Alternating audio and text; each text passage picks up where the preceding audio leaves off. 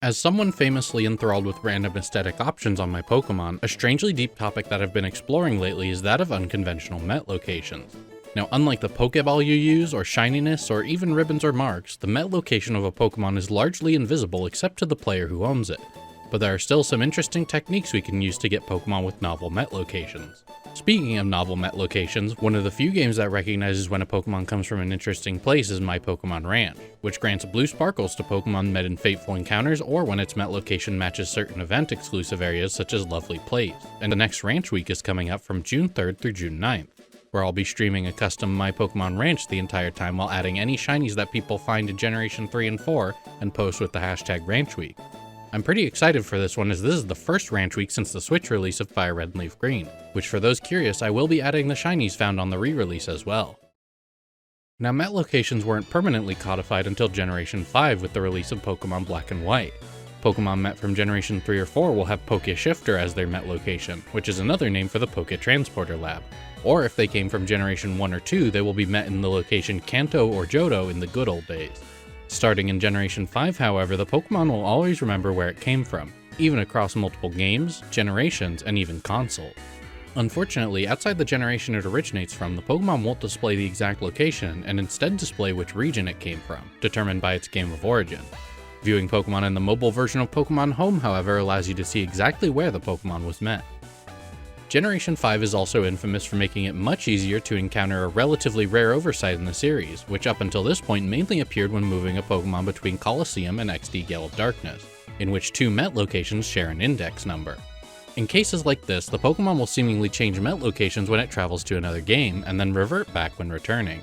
This happens because Met locations aren't stored as specific strings of text, rather they're stored as a number that each game interprets on a list of Met locations.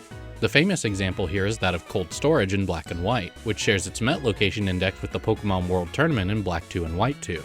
Now, normally when a new location is introduced in the middle of a generation, the earlier games will display it as Faraway Place. This happens with other new locations like Humilau City in Generation 5 as well. But perhaps because they have the exact same location on the map, the developers placed both of these maps in the same location index. If transferred up to Pokémon Home, the Met location seems to always be PWT, even if transferred from Black and White. Only a handful of Pokémon species can have this Met location index naturally, but even more species can have it through one of the most common tricks for getting interesting Met locations, hatching eggs. In the process of hatching an egg, there are two Met locations that get set, where you received it and where it was hatched. In practice, the receiving location is only visible in the game of origin, while the hatch location is the one that gets displayed in Pokémon Home, and this allows you to have Pokémon met in some very silly places, up to and including locations that normally don't even have any wild Pokémon. Fun fact, if you do this trick by hatching a Pokémon in the pocket of Ultra Space that you visit at the climax of Pokémon Sun and Moon, trading it to Ultra Sun and Ultra Moon will show it as Ultra Deep Sea, the specific dimension that Nihilego resides in that matches the one seen in the previous Alola games. This works in reverse too, with Nihilego caught here displaying Ultra Space instead of Faraway Place, like other new Ultra Space dimensions from these games. A good rule of thumb is that pretty much anywhere that has its own location in the save dialog can have eggs hatched with that location attached. So combine that with the ability to hatch eggs beforehand to determine if they're shiny, this is a perfect way to get some really unique Met locations on your Pokemon. The switch to, well, the Switch, and subsequent pivot to the open world formula had huge implications for the small world of Pokemon with strange Met locations. While there is a bit of shenanigans we can get up to in Galar by luring Pokemon across borders into locations they don't normally spawn in, they don't tend to venture far from their spawn point and will despawn if the player gets too far from their spawner, even if the Pokemon is right next to us. So the Met location meddling with this method is pretty limited. Galar does, however, have a strange glitch that pervades the entire region regarding Met locations, and as far as I can tell, no one is really sure why. The Bingus Zone, as coined by a now deleted Google document that outlined the glitch, is a very weird limbo state that is both hard to trigger and as a result very difficult to thoroughly document. Triggering the glitch goes something like this. Scattered throughout the Galar region are very specific points colloquially known as Bingus points. Leaving a battle while standing on one of these points causes the game to inexplicably place you not where you were when you entered the battle, but instead consider you to be in a specific other location somewhere else in Galar. From here, you will be able to stay in the Bingus Zone for as long as you stay on this very specific spot, making any Pokemon that runs into you of their own volition able to have a different Met location. While this mainly applies to Pokemon that can achieve these Met locations via eggs as before, there are some things you can do that are unique to this method. Notably, the weather of the erroneous location carries over to the Bingus Zone, meaning Pokemon that normally only spawn in caves can spawn with weather marks under the effects of this glitch. Easily the coolest Pokemon that can be affected by this is Terrakion, who spawns right on top of a slippery slope Bingus Point in Lakeside Cave. Unfortunately, as I alluded to, the main Google Doc that hosted screenshots and links to the videos of each known Bingus Point is now defunct, only surviving in recordings documenting the glitch. Given that the only way to discover a new Bingus Point is to encounter a Pokemon on that tiny spot by pure coincidence, and knowing that fewer and fewer people are interfacing with Sword and Shield with each passing year, it's unlikely that the level of knowledge we have about this glitch will ever return to that height. Even knowing that there existed a Bingus Point in Lakeside Cave with a search area narrowed down to where Terrakion spawns, it still took me a good while of inching around in Lakeside Cave and respawning Terrakion before I managed to trigger the glitch. One last unfortunate consequence of this for Terrakion is that these games actually do have some Met location legality checks made specifically for legendary Pokemon, since unlike Pokemon that can hatch from eggs, they were only supposed to have one possible Met location, meaning that a Terrakion caught here with the Met location Slippery Slope is considered illegitimate and can't be traded online or used in ranked battles. Before we leave Sword and Shield, I would be remiss to not mention the other semi-obscure glitch that affects Met locations in Galar, the Curry Clone glitch. This is a strange occurrence that affects species that have a floating idle animation and a large hitbox.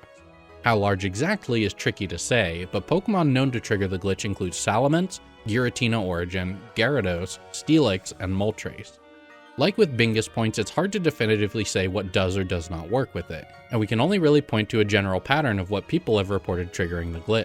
When activated after making a curry, the party member will not be staring at the Pokemon that just spawned, but towards the player, and calling them over, they will act as though they're a new curry spawn. If you allow the Pokemon to join you in this way, a new copy of that Pokemon will be created, and both the clone and the original Pokemon will have their information updated to be in line with a curry encounter, including gaining a curry mark and having their Met level and Met location overwritten. This glitch is very limited in both the species of Pokemon that it can affect and the locations that it can apply to, and usually the main draw is being able to gain a curry mark on an existing Pokemon at the cost of making them very blatantly glitched.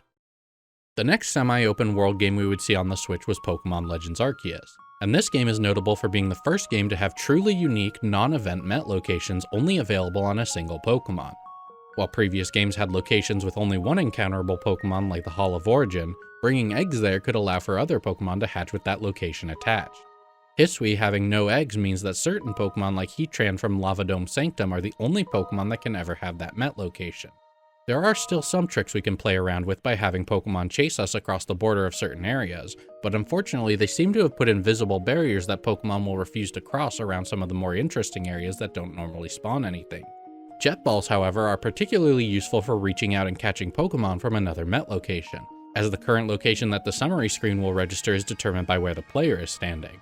As you can see here, by luring Scyther closer to Grand Tree Arena, we're just in range to stand inside and throw a Jet Ball at to catch it, giving it a Met location corresponding to the arena rather than the generic Obsidian Fieldlands Met location it normally spawns under. Scarlet and Violet returned us to the seamless overworlds of Sword and Shield, but with one key difference in that Pokemon no longer tether themselves to a specific spawn point that despawns them when the player gets too far. While you can't bring them into sub-areas like Area 0, as long as you don't touch a location like a city that despawns the wild Pokemon, this allows you to bring overworld Pokemon pretty much anywhere you like. There really is no limit to this, barring loading zones or terrain that Pokemon can't cross, and I've heard of people taking this to the extreme, doing things like luring the Terra Fairy Sylveon from the northernmost point in Paldea all the way down to Poco Path on the complete opposite end of the region before catching it. There's also a small delay when despawning Pokemon on entering a city that allows you to encounter them and catch them with a city as a Met location. Doing this also causes a bunch of other weird visual bugs during the battle. Like this one where the Citadel is invisible, my Quick Ball clips through Miraidon while we're standing between the two Pokemon battling, and the Quick Ball also lands backwards during the catching animation, which feels very cursed. Last up is the most recent mainline entry in the series, and also the one that you'd think would have the least to contribute to Met location weirdness, Pokémon Legends ZA. First up, we have some more unique Met locations, as any potential egg facilities in Kalos are quarantined safely outside of Lumiose City where the player can't reach them.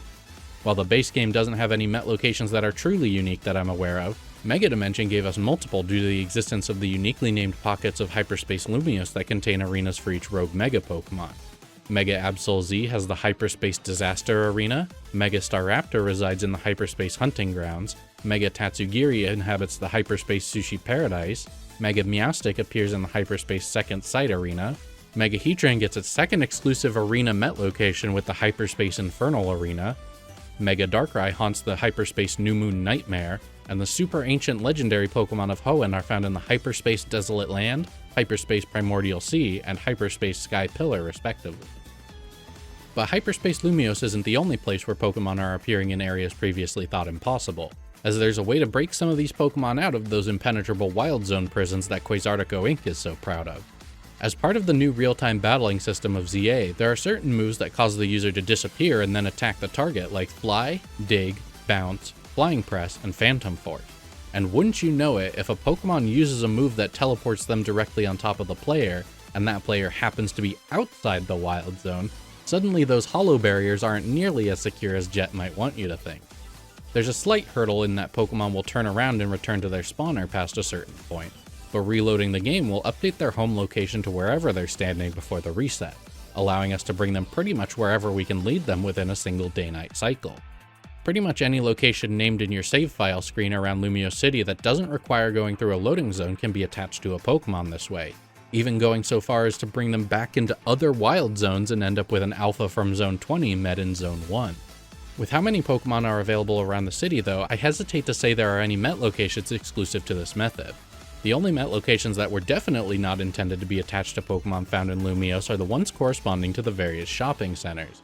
Catching a Pokemon on top of one of these areas doesn't count, and for some reason we are forbidden from throwing Pokeballs inside. So even though we can bring in Alpha Trevenant rampaging through the storefronts, it would be rude of us to throw a ball to try and catch it while we're inside the mall. Instead, we'll use a trick that fellow Shiny Hunter Haunted used to catch a Gourgeist in the Galerie de Lune by throwing a Pokeball into the shopping center from the very cusp of the doorway, which allows us to catch Pokemon with Met locations corresponding to any no balls allowed zone. Haunted was also the one who brought this mechanic to my attention, and he has a whole video on it as well, so go check that out if you want to see more shenanigans with catching shiny Pokemon in places you're not supposed to. But for now, that's all the Met location shenaniganery I have for you today. Let me know which method is your favorite, or what funny Met location combinations you can think of using these tricks. And thanks for watching.